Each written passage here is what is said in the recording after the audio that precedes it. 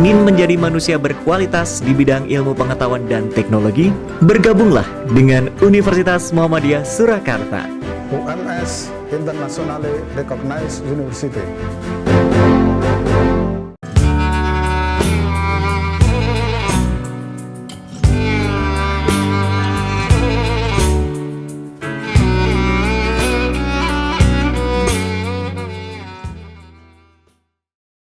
Assalamualaikum warahmatullahi wabarakatuh. Alhamdulillahirabbil alamin wa bihi nasta'in ala umuri dunya waddin, wassalatu wassalamu ala khatamil anbiya wal mursalin wa ala alihi wa ashabihi ajma'in. Amma ba'd. Qala ta'ala fi kitabil karim, a'udzu billahi minasy syaithanir rajim. Ya ayyuhalladzina amanu taqullaha haqqa tuqatih wa la tamutunna illa wa antum muslimun.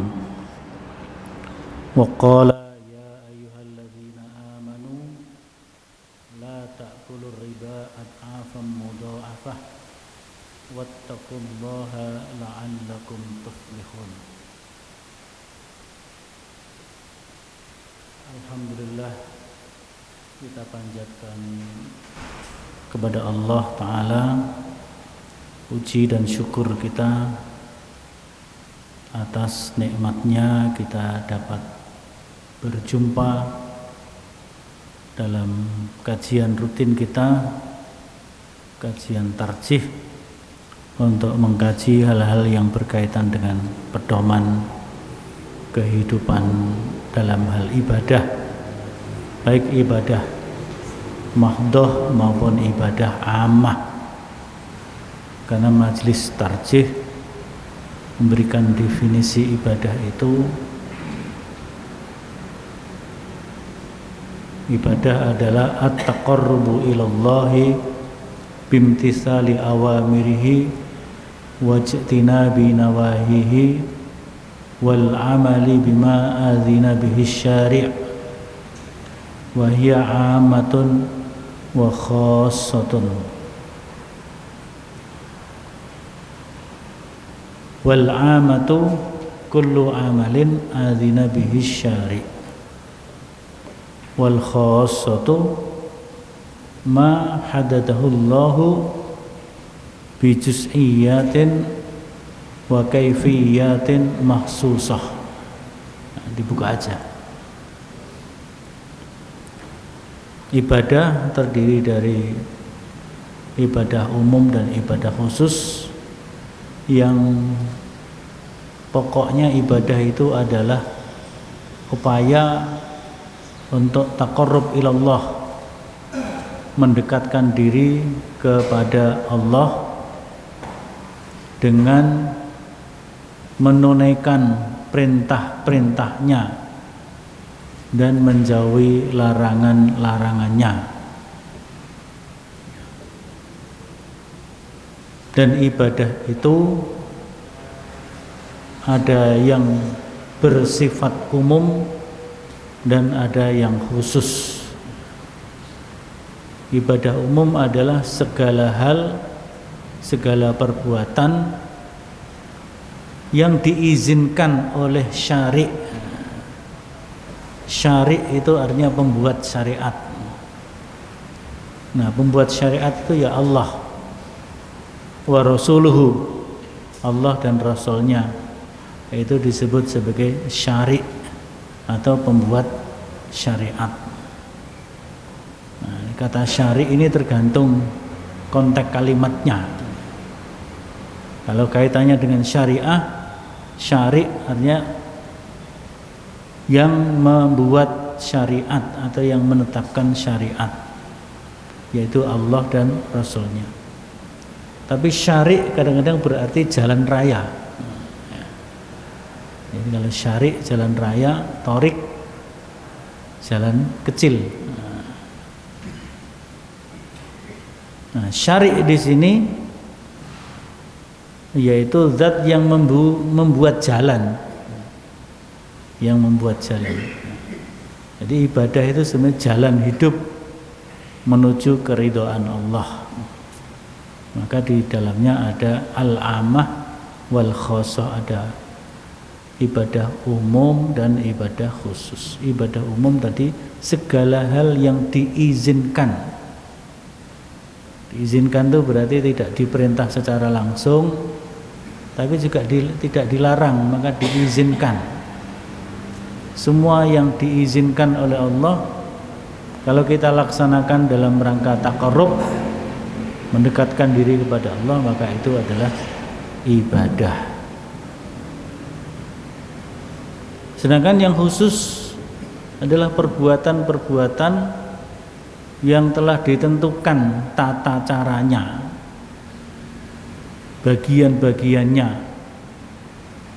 secara khusus oleh Allah Ta'ala. Seperti kita sholat itu, kita tidak menciptakan sendiri gerakan sholat.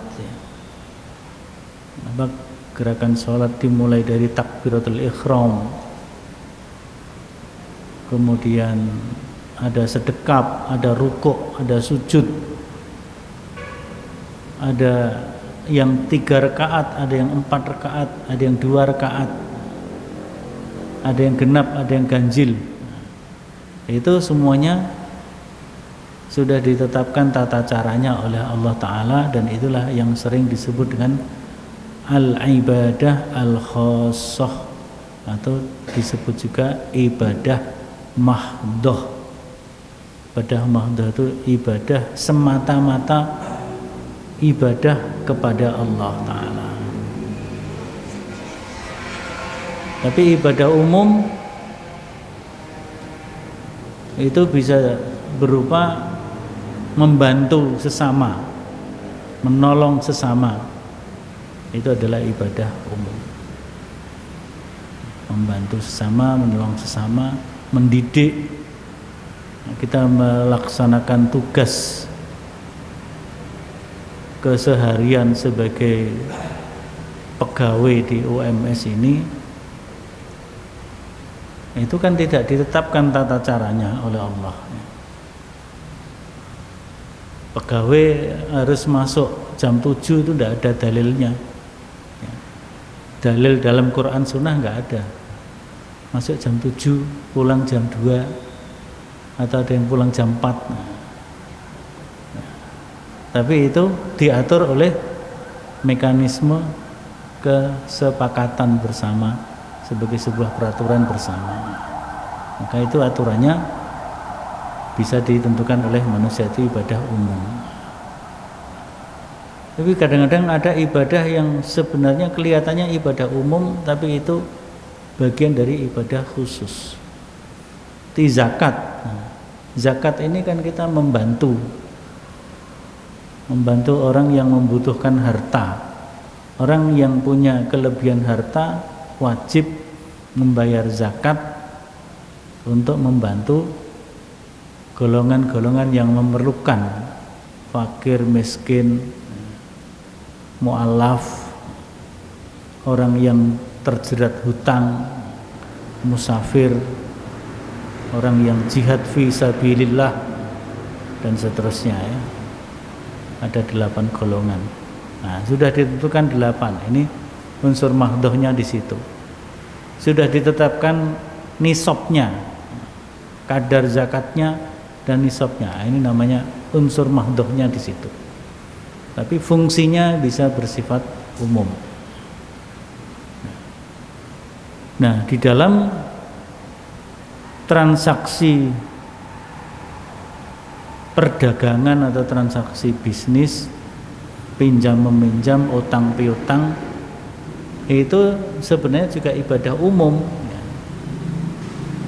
ibadah umum, karena itu transaksi kehidupan antar sesama manusia.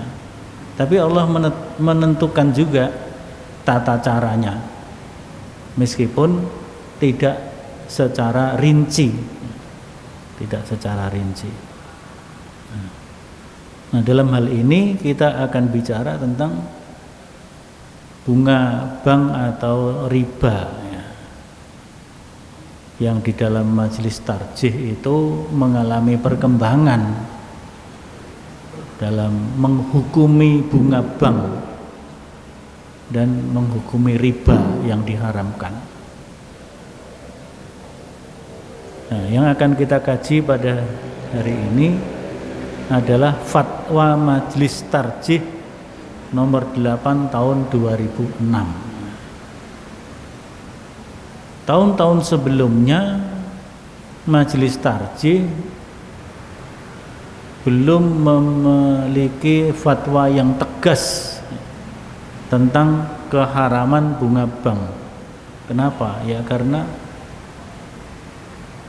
umat manusia, umat Islam Indonesia pada umumnya belum ada bank atau lembaga keuangan yang dikelola secara prinsip-prinsip syariah, sehingga kita menyimpan dan menggunakan jasa bank itu merupakan keterpaksaan darurat, karena nggak ada bank syariah, bank yang dikelola dengan sistem syariah waktu itu belum ada di Indonesia.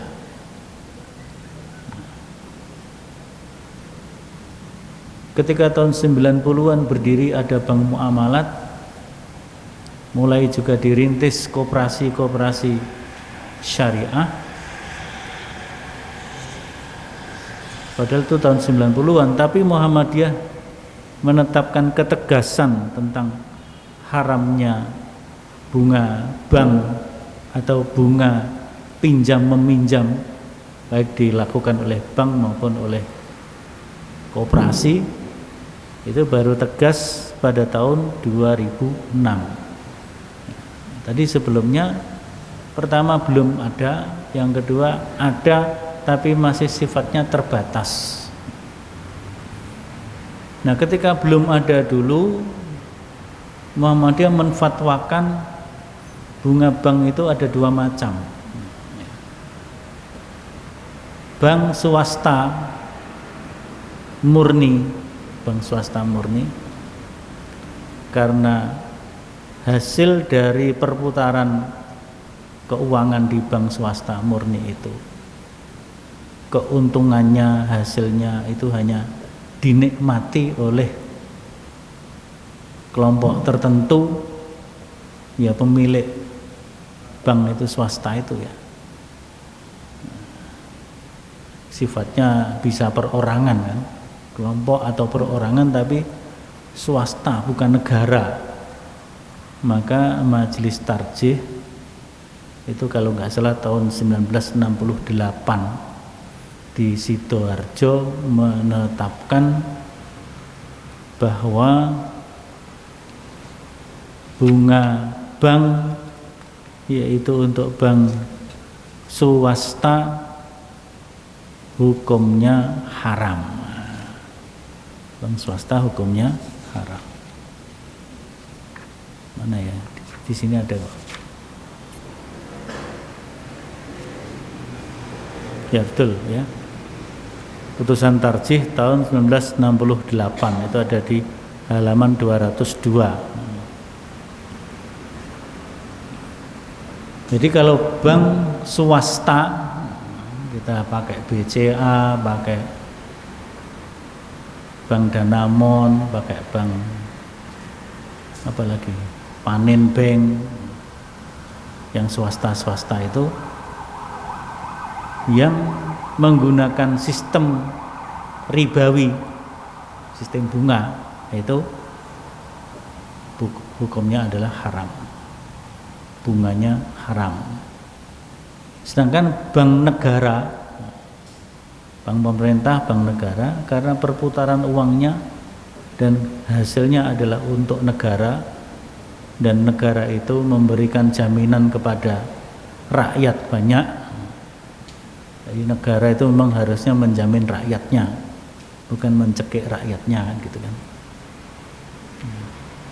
Negara itu menjamin kehidupan rakyatnya, maka bunga bank negara itu Muhammadiyah menyatakan hukumnya syubhat. Syubhat itu haram tidak, halal juga tidak.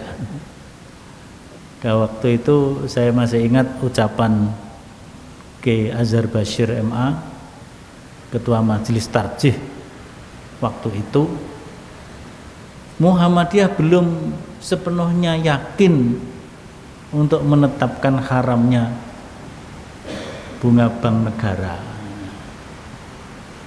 tapi juga tidak sepenuhnya yakin untuk menghalalkannya.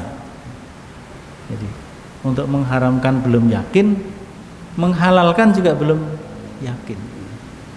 Maka hukumnya apa? Syubhat. Hukumnya syubhat. Kalau dalam hadis itu, innal halala bayyinun wa innal harama bayyinun wa bainahuma umurun mustabihat. Nah, jadi kira-kira bank negara itu bunganya waktu itu termasuk umurun mustabihat. Wa man waqa'a fi syubhat waqa'a fil haram. Barang siapa yang jatuh kepada syubhat, artinya menggunakan syubhat itu seenaknya, maka jatuh ke dalam keharaman. Tapi kalau memanfaatkan syubhat ini karena dengan hati-hati, karena keterpaksaan, hanya untuk keperluan misalnya menyimpan dan sebagainya itu ya, maka itu tidak jatuh kepada haram. Dengan hati-hati. Itu kira-kira seperti itu. Itu tahun 68. Baru tahun 2006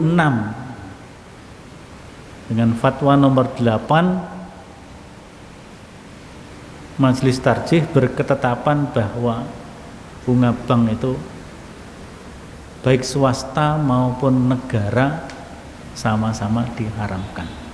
Alasannya apa? Alasannya sudah banyak bank dan lembaga keuangan termasuk koperasi di dalamnya yang sudah menerapkan sistem ekonomi dan keuangan syariah. Meskipun mungkin sebagiannya masih belum sempurna kesyariahannya itu. Yang kedua, alasannya tidak ada bank negara yang murni modalnya dari negara, dan tidak ada bank swasta yang murni modalnya dari swasta. Jadi campur, ada bank negara, ada bank negara ya ada unsur modal swastanya, bank swasta ada unsur modal dari bank negara. Oleh karena itu, baik bank swasta maupun bank negara yang tidak menggunakan sistem yang berprinsip syariah ini, bunga yang diterapkan hukumnya tegas haram. Jadi kalau kita lihat Muhammadiyah itu di dalam menetapkan hukum memang berpijak kepada Al-Quran dan As-Sunnah, berpijak kepada Al-Quran dan As-Sunnah, tetapi juga melihat. Jadi Muhammadiyah tidak merubah hukum di dalam Al-Quran itu, tetapi ketika menerapkannya melihat kemampuan dan kondisi masyarakatnya. Ketika belum ada lembaga-lembaga yang mengelola keuangan dengan sistem syariah, ya untuk keamanan hartanya, keamanan uangnya, menyimpan di bank-bank, terutama bank negara itu ya dibolehkan dengan hati-hati, karena itu termasuk kategori syubhat, maka darurat. Jadi istilahnya darurat. Memakai uang, memakai jasa bank itu darurat. Ketika bank waktu itu belum ada, bank yang menggunakan sistem syariah. Koperasi juga belum ada. Koperasi itu dibolehkan waktu itu juga karena perputaran uang yang ada di koperasi itu kan ada SHU yang kembali kepada anggota. Sehingga keuntungan koperasi meskipun menggunakan model bunga, tapi keuntungannya masih kembali kepada anggota. Secara teorinya begitu ya. Prakteknya tidak tahu. Prakteknya mungkin ya memang seperti itu, cuman belum memuaskan anggota ya. Sehingga koperasi sering dipelesetkan menjadi apa? Kuperas. Jadi anggotanya diperas.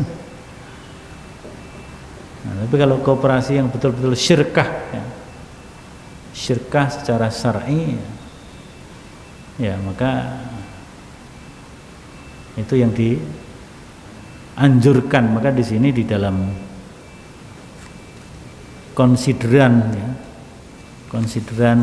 majelis tarjih itu menyatakan perlu mendorong persyarikatan dan seluruh warga Muhammadiyah serta umat Islam secara umum untuk berperan aktif dalam pengembangan ekonomi berdasarkan prinsip-prinsip syariah dan bebas dari bunga atau bebas dari riba, dan yang tidak saja bertujuan untuk meningkatkan ekonomi rakyat dan kesejahteraan bersama, tetapi juga secara nyata telah menjadi wahana dakwah yang konkret dan efektif.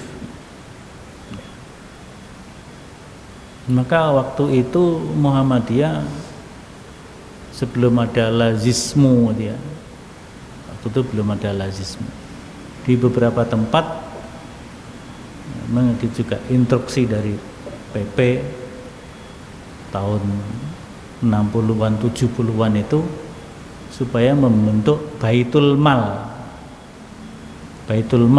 tapi itu belum pakai tamwil, jadi Baitul Mal hanya mengumpulkan uang zakat, uang infak, uang sedekah gitu ya, Baitul Mal.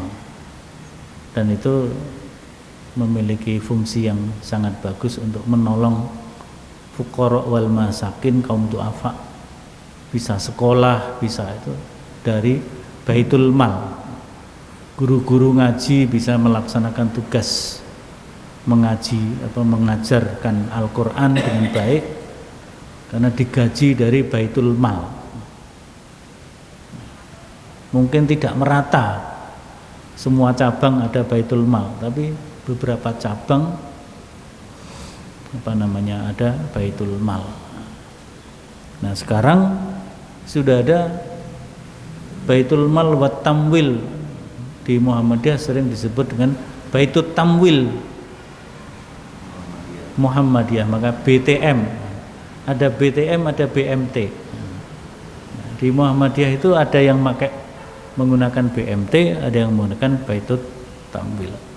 Tapi semuanya itu sebenarnya pengelolaannya dengan sistem koperasi, sehingga di bawah Kementerian Koperasi. Kalau di bawah Kementerian Koperasi, nggak tahu kalau sekarang dikejar pajak juga apa enggak. Dulu kan tidak dikejar pajak, di bawah koperasi tidak pajak.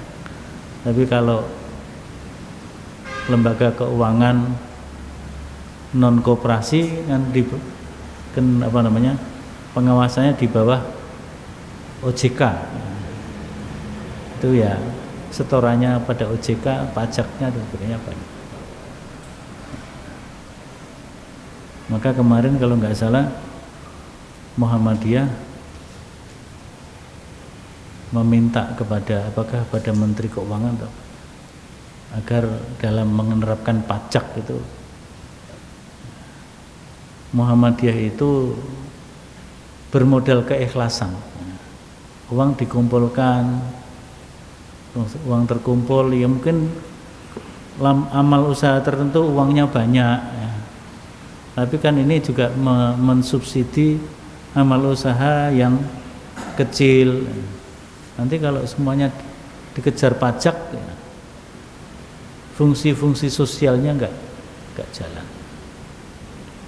Saya ya nggak tahu apakah itu nanti dituruti apa enggak. Ya. Belum lagi yang terakhir masalah pertanahan.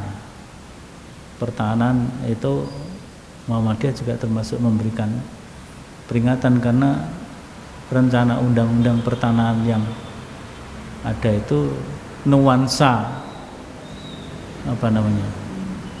seperti zaman penjajah.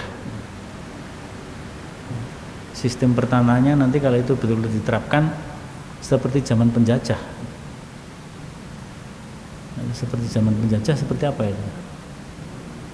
Semuanya dikuasai oleh negara gitu ya. Kuasai oleh negara.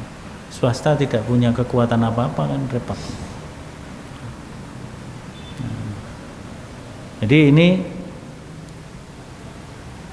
ayat-ayatnya sudah sangat jelas ya. Tadi saya baca di Muqaddimah tadi surat Ali Imran 130 itu sangat jelas. Kemudian juga surat An-Nisa ayat 4 ya. Surat Al-Baqarah ini juga lebih dahsyat lagi. Alladzina ya'kuluna riba la yaqumuna illa kama yaqumul ladzi yatakhabbatuhu syaiton minal mas. Jadi orang yang makan harta riba, kata Allah ya, orang itu tidak bisa berdiri kecuali berdirinya seperti orang yang sedang kesetanan ya, sedang dikerasukan setan. Minal mas, karena tekanan penyakit gila. Penyakit gila itu berarti kan sudah tidak bisa membedakan mana yang hak dan mana yang batil. Sehingga orang-orang itu mengatakan innamal bai'u mislur riba. Orang-orang yang terbiasa makan harta riba itu karena sudah kerasukan setan, pikirannya sudah enggak normal, maka mereka itu mengatakan dzalika bi annahum qalu innamal bai'u mislur riba. Mereka mengatakan jual beli itu sama saja dengan riba. Ada juga yang mengatakan kalau sekarang model sekarang ya, bank syariah dengan bank konvensional sama saja gitu. Kan begitu kan? Syariah sama konvensional sama saja, yaitu karena sudah minal mas tadi ya, terkena penyakit gila, kerasukan setan, sehingga mengatakan yang syariah sama yang konvensional sama saja, padahal jelas tidak sama. Allah mengatakan wa ahallallahu al-bai'a wa harramar riba. Allah menghalalkan jual beli tapi mengharamkan riba. Kalau dalam sistem keuangan mungkin Allah menghalalkan bagi hasil, berbagi keuntungan, berbagi risiko, dan mengharamkan riba. Mengharamkan riba. Maka kita sedang berusaha untuk bagaimana bisa menegakkan sistem keuangan yang berbasis syariah ini. Maka di sini disebutkan ya ayyuhalladzina amanu ittaqullah wa dharu ma baqiya minar riba. Wahai orang-orang yang beriman, bertakwalah kepada Allah dan tinggalkan sisa-sisa dari riba. In kuntum mu'minin. Kalau kamu benar-benar orang yang beriman, tinggalkan riba. Fa illam taf'alu fa'dhanu bi harbin minallah. kalau kamu tidak melakukannya, tidak meninggalkannya, ya, tidak meninggalkan riba, maka hadapilah, siaplah, ya, ketahuilah bahwa Allah menyatakan perang. Allah dan Rasulnya menyatakan perang.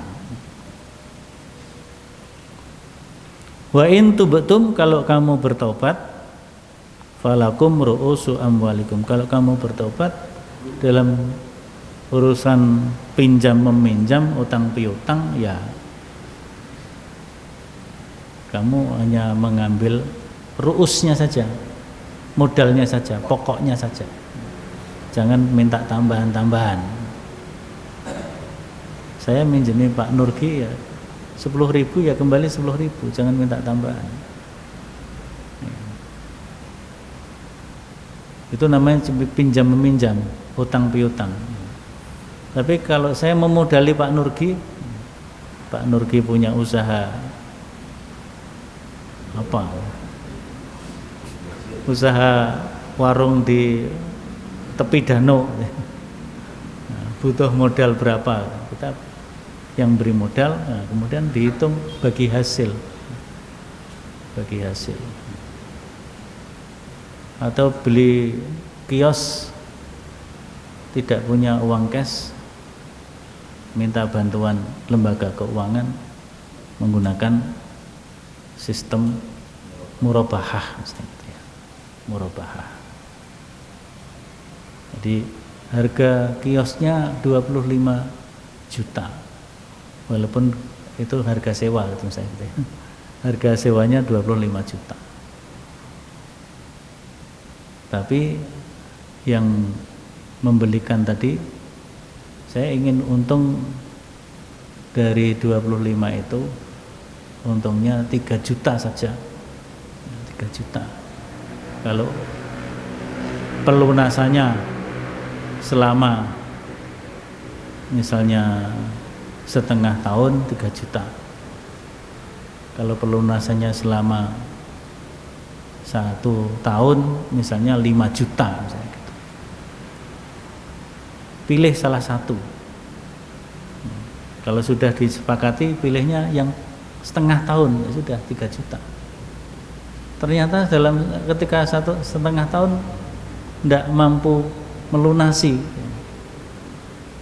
ya tinggal dijadwal ulang, tapi tidak boleh menambah tambahan lagi, tidak boleh menambah bunga lagi, atau tidak boleh nambah margin lagi. Marginnya sudah disepakati, itu sudah.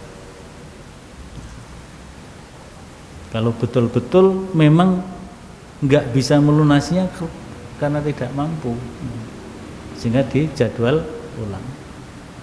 Tapi kalau nggak melunasinya karena teledor, maka sebuah lembaga keuangan boleh memberi denda, boleh memberi denda atau menerapkan denda. Tapi dendanya tidak boleh menjadi bagian dari keuntungan lembaga keuangan. Nah, ini dendanya disimpan oleh lembaga keuangan untuk keperluan dana sosial. Nah, ini menurut fatwa Dewan Syariah Nasional. Majelis Tarjih tidak memberi fatwa yang rinci-rinci seperti itu. Ya. Dalam sistem keuangan, Majelis Tarjih tidak memberi fatwa yang sifatnya rinci-rinci, ya. Sehingga mungkin koperasi di Muhammadiyah, BPR, bank pembiayaan syariah, BPR itu bank pembiayaan rakyat syariah.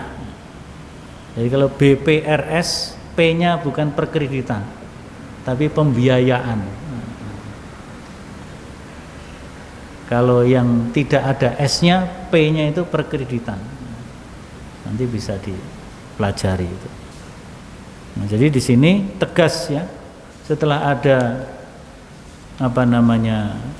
lembaga-lembaga keuangan relatif cukup untuk mewadahi umat Islam di dalam keperluan keuangannya, baik menyimpan maupun menggunakan modal atau proses jual beli, pembelian, sewa menyewa, nanti ada ijarah, ada wakalah gitu ya. Seperti kalau kita di sini ada dana pensiun, kita kan menyimpan uang kita ke dapen, dana pensiun.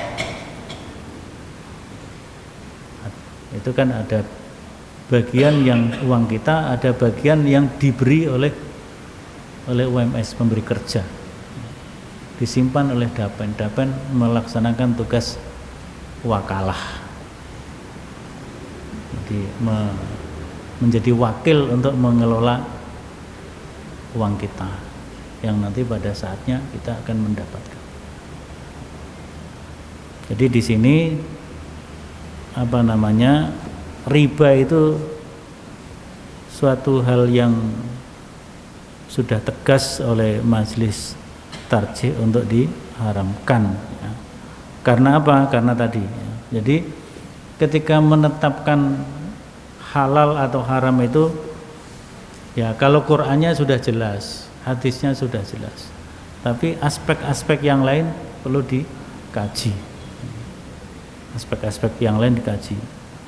Diharamkan tapi lembaga keuangannya belum ada, sehingga umat Islam menjadi tidak ada tempat saluran. Nah, tapi ketika belum ada, maka bunga bank itu hukumnya tadi syubuhat, khusus untuk bunga bank negara, sedangkan bank swasta haram. Sehingga dulu UMS awal-awal itu kan pakai bank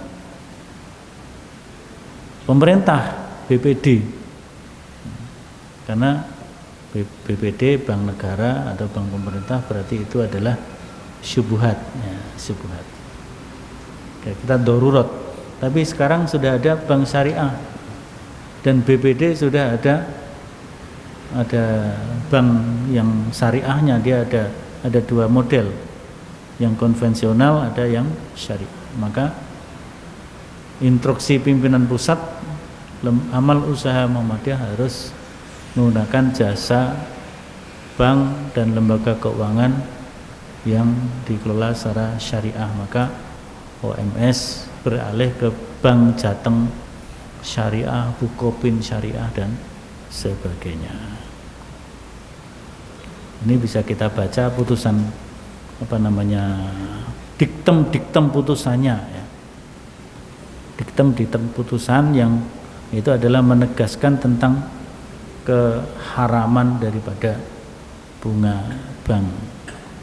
Nah, sekarang ini insya Allah kita sudah banyak saluran untuk menggunakan jasa keuangan, baik itu BMT atau Baitul Mal wa Tamwil atau BTM, Baitul Tamwil Muhammadiyah, BPRS, dan juga bank yang menggunakan sistem syariah. Saya kira itu bisa dibaca lengkapnya di halaman 201, 202, 203. Diktumnya di 203. Sedangkan konsiderannya berupa Al-Quran, hadis, kemudian juga kaidah-kaidah hukum serta keputusan-keputusan para ulama, seperti keputusan Muktamar kedua Lembaga Penelitian Islam, keputusan Muktamar Bank Islam Dunia, keputusan Muktamar Lembaga Fikih Islam OKI, keputusan Sidang Dewan Lembaga Fikih Islam Rabithah Alam Islami, fatwa Komite Fatwa Al-Azhar, fatwa Darul Ifta Mesir, yang memang banyak membahas tentang ekonomi dan keuangan itu. Lembaga-lembaga tersebut tingkat dunia, maka Muhammadiyah merujuk kepada fatwa tersebut di samping kondisi yang sudah berubah, kondisi yang sudah berubah. Saya kira cukup. Ada pertanyaan? Kalau ada pertanyaan, saya belum tentu bisa menjawab karena bukan ahli ekonomi. Silakan Pak Sri.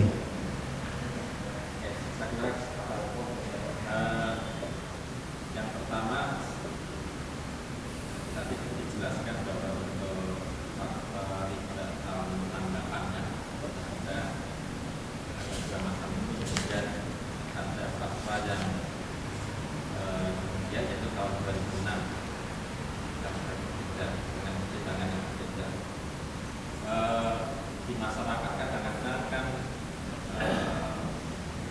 tidak mengetahui ada fakta yang ada revisi fakta dan seterusnya. Nah, sering juga kemudian misalkan seseorang membaca fakta dia yang tentang data, dia mengambil hukum itu untuk sekarang. Dan kita jarang mengetahui bahwa misalkan fatwa itu kemudian dituliskan yang lain tentang fatwa Muhammadiyah, fatwa MUI gitu ya, tapi tidak dikenal tahunnya atau apa ya, yang untuk menentukan bahwa berbeda, ini sudah kasih yang berbeda. Kemudian yang kedua,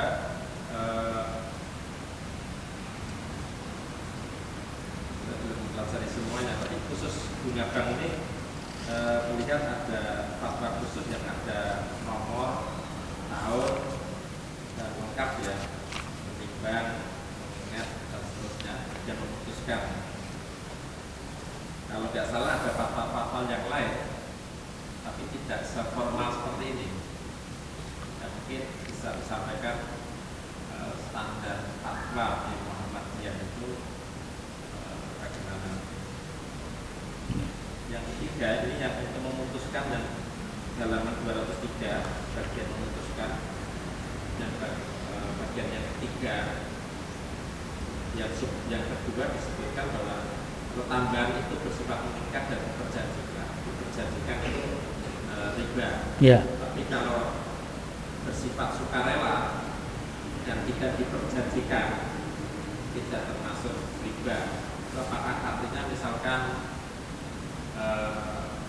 saya mendapat pinjaman dari sebuah lembaga, tapi kemudian semacam ada infak gitu ya, yang sukarela, boleh saya mengembalikan lebih dari itu, tapi tidak ditegaskan berapa terserap nambahnya dan tidak ditulis gitu ya.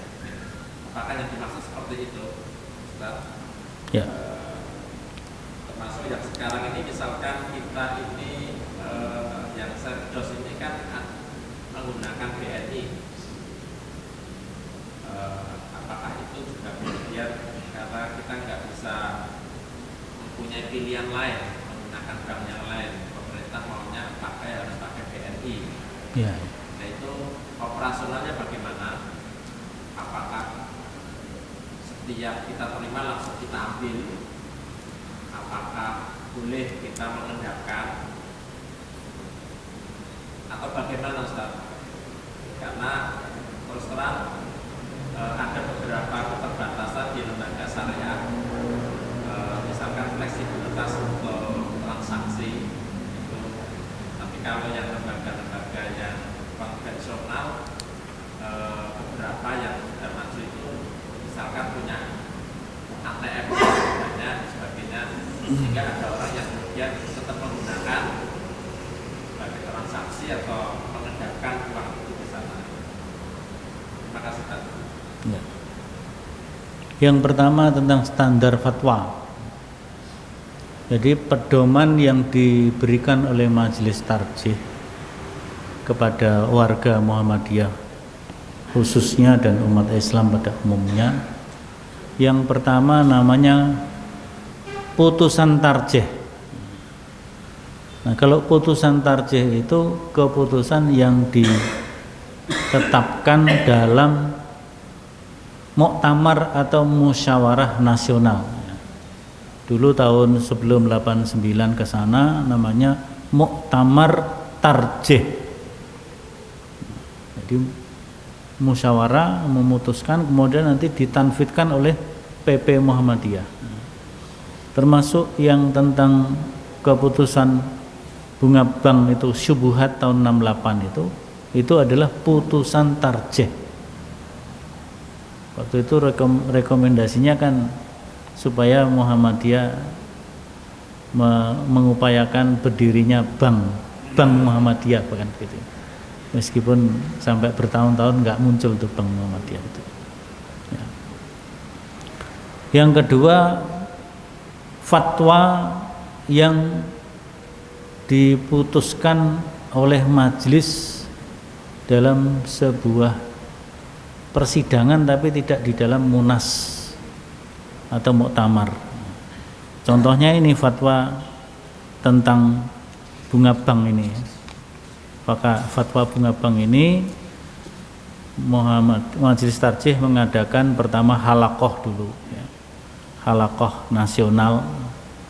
Kalau halaqah itu berarti dia mengundang pakar-pakar, kemudian anggota majelis tingkat pusat dan mungkin wilayah-wilayah tertentu, tidak semuanya, sifatnya terbatas. Maka kemudian Majelis Tarjih membuat SK tentang fatwa. Contoh yang kedua, fatwa haramnya rokok. Haramnya rokok itu juga Majelis Tarjih menyelenggarakan halaqah terdahulu, kajian-kajian tentang rokok dari berbagai aspek. Ini juga begitu, kajian tentang riba, bunga dari segi aspek, berbagai macam aspek, aspek ekonomi, aspek keuangan, aspek fikihnya, aspek tafsirnya, aspek sosiologisnya gitu ya. Kemudian diambil keputusan dengan mengeluarkan surat keputusan, maka ada nomornya. Ada nomornya. Itu fatwa yang tingkatannya di bawah keputusan tarjih. Setelah itu ada fatwa tarjih. Fatwa tarjih itu fatwa yang diberikan oleh tim khusus, tim fatwa. Biasanya bersifat pertanyaan-pertanyaan. Ada pertanyaan, ada jawabannya, yang jawaban itu dibahas oleh tim fatwa. Tapi biasanya jawaban itu disusun dulu oleh seorang, satu orang. Ini tentang pertanyaan tentang ekonomi, maka siapa yang ahli ekonomi di dalam Majelis Tarjih itu, dia yang ditunjuk untuk membuat rumusan jawabannya. Setelah itu disidangkan oleh tim fatwa ini. Maka tim fatwa menyepakati itu sebagai jawabannya. Maka di situ tidak ada keputusan fatwa dalam arti pakai SK seperti tentang bunga bank ini ya. Jadi itu fatwa yang paling ini ya, paling rendah kira-kira tingkatannya. Itu sifatnya hanya menjawab sebuah pertanyaan, kemudian tim memberikan jawaban, dan itu tidak perlu ada tanfid dan sebagainya.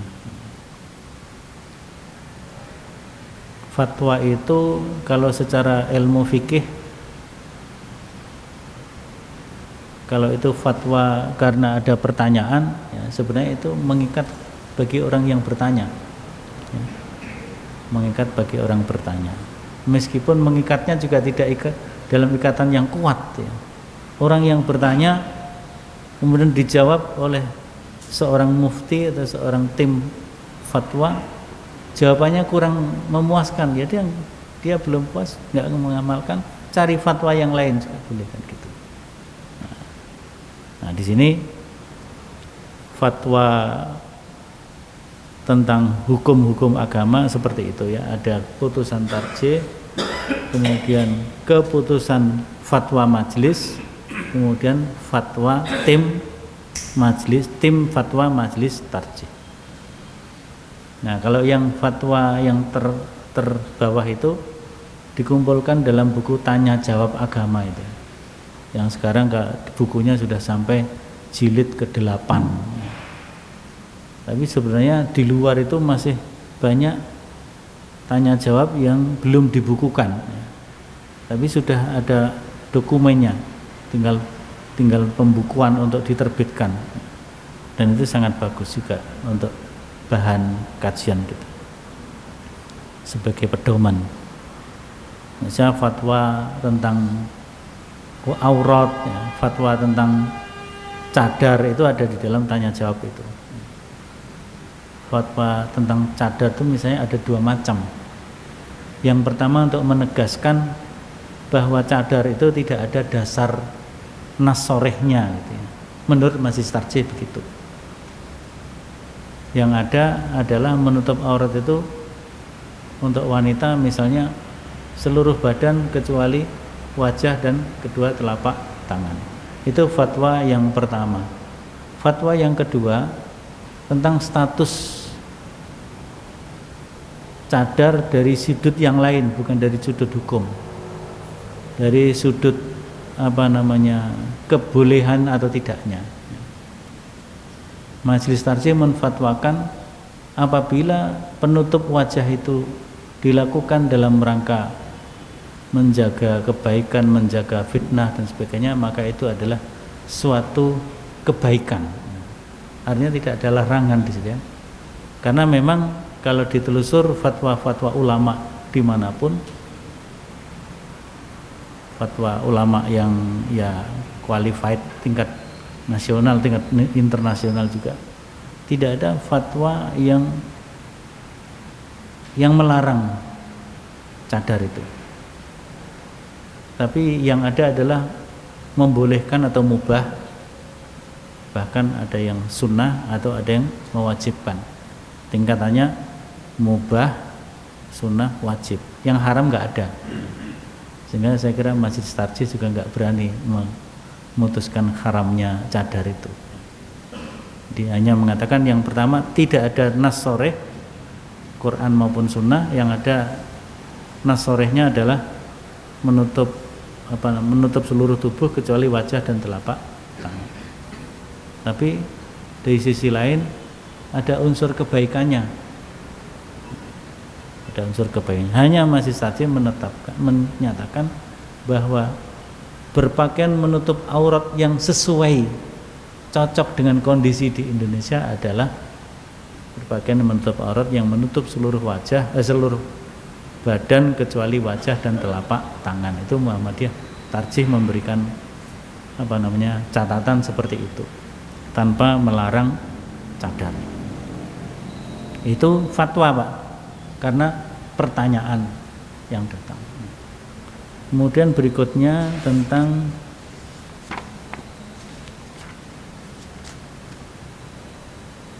kalau kita share dos kita lewat BNI ya. Saya juga lewat BNI juga itu. Tapi karena itu ditetapkan oleh kementerian atau lembaga yang menetapkan, kita kan nggak boleh menyodorkan rekening kita kan, nggak boleh. Itu sudah given dari sana. Bahkan kita nggak buka tabungan, yang buka tabungan kan sana itu. Waktu itu kalau nggak salah gitu, dibukakan oleh sana, kemudian uang dikirim. Nah itu kategori, apalagi ada alasan-alasan misalnya untuk fleksibilitas perputaran pengiriman, penyimpanan pengiriman yang lain, yang syariah ini teknologinya belum canggih gitu ya. Belum ada SMS bankingnya, internet bankingnya misalnya gitu ya. Kalau Bank Jateng ini kan kalau Islam masih menyatu ya, internet bankingnya menyatu antara yang konvensional dan yang syariah. Bahkan juga ATM-nya menyatu. Kemudian kode banknya juga satu antara yang syariah dan konvensional. Nah, itu sifatnya termasuk kategori darurat itu ya. Termasuk kategori darurat. Bolehkah kita mengendapkan? Kalau mengendapkan dalam arti kita memang menyimpan supaya tidak mudah habis gitu ya. ya enggak apa-apa, boleh. Tapi kalau kita punya tabungan yang lain yang syariah, kita tarik, kita simpan di syariah, lebih bagus. Itu lebih bagus. Tapi andaikan kita endapkan karena keperluan itu, ini untuk membayar yang di sana lebih cepat transfernya, ya enggak apa-apa. Insya Allah enggak apa-apa. Jangan, yang penting tidak diniatkan ini saya endapkan supaya berbunga terus itu. Jangan diniatkan untuk itu. Niatnya adalah untuk menyimpan dan untuk kemudahan dalam transfer dan sebagainya. Kalau itu masih ragu-ragu, ya dihitung betul bunganya disedekahkan saja. Bunganya disedekahkan. Kalau fatwa Basul Masail NU itu bunganya disedekahkan tidak untuk sedekah untuk makan dan minum, tapi disedekahkan untuk keperluan yang lain. Itu upaya, ya, namanya upaya kehati-hatian. Disedekahkan untuk membuat jembatan, untuk membuat toilet dan sebagainya, kan gitu. Itu termasuk cara hati-hati. Meskipun ya berarti kalau kita memanfaatkan toilet hasil riba juga, kan begitu nanti. Kalau dikejar terus nggak habis-habis, ya. Kalau dikejar terus nggak habis-habis. Maka yang penting kita tidak berniat secara khusus ini saya simpan biar bunga berbunga. Di samping itu dulu juga ada kaitannya dengan inflasi juga, ya. Inflasi juga. Kalau Pak Rektor kita yang dulu, Pak Bambang Setiaji, kan selalu mengkaitkan dengan inflasi juga, ya. Sehingga kalau bunga itu tidak melampaui inflasi, tidak apa-apa. Itu syariah substantif, belum syariah teknis, syariah substantif. Sehingga dulu LWT atau apa dulu meminjamkan dengan bunga yang sangat rendah, di bawah inflasi, tidak apa-apa, daripada yang syariah. Nah, itu namanya syariah substantif, tapi belum syariah secara secara tata laksananya. Sebaiknya syar'i itu juga termasuk dalam tata laksananya, sehingga tidak bisa menghindari riba sama sekali. Saya kira itu kita cukupkan, kurang lebihnya mohon maaf. Subhanakallahumma bihamdika asyhadu an la ilaha illa anta astaghfiruka wa atubu ilaik. Assalamualaikum warahmatullahi wabarakatuh. Bergabunglah dengan Universitas Muhammadiyah Surakarta, unggul dalam ilmu pengetahuan, teknologi, dan seni. Menjunjung tinggi dan mengamalkan nilai-nilai keislaman yang berkemajuan. Kelas internasional, program double degree, menjadi trendsetter perkembangan modernisasi, mewujudkan impianmu. UMS Internationally Recognized University.